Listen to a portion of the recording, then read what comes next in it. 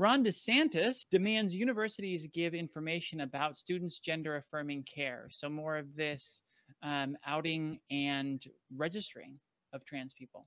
Yeah, and this one is scarier because now it is demanding information on adults. We're talking about universities. We're not talking about high schools. We're not talking about minors. We're talking about individuals who have met the criteria for being classified as an adult. We're talking about individuals who have, you know, reached that threshold where they have the protections of independent adult living. So now what happened?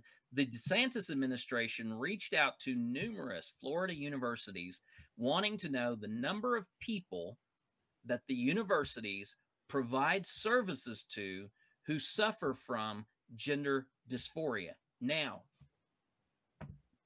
at that juncture right there, suffering from gender dysphoria makes that a medical issue.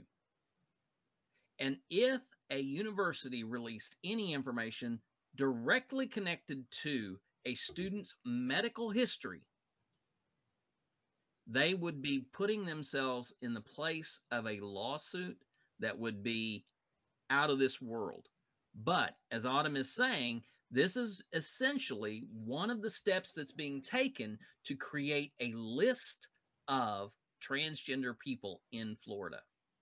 Because it's no big step to go from how many students to let's look at the university's student body and determine who that is.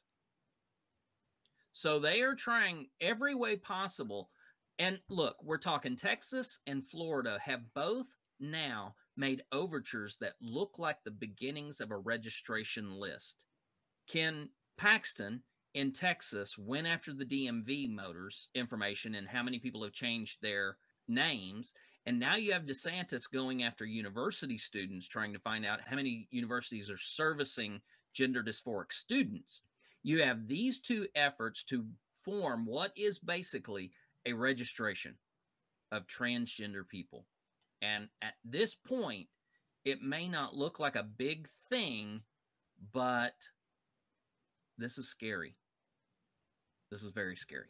The thing is that you take a registration list, you take the criminalization of transgender people, and you put that together with the other part of Senate Bill 278 in West Virginia, which would allow police to enter into a domicile of a suspected transgender person with a minor.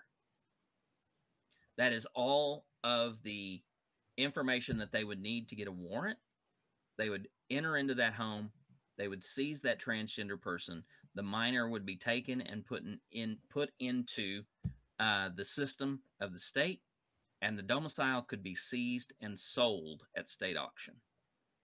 That's what the rest of 278 was about, was the use of property in association with obscene matter.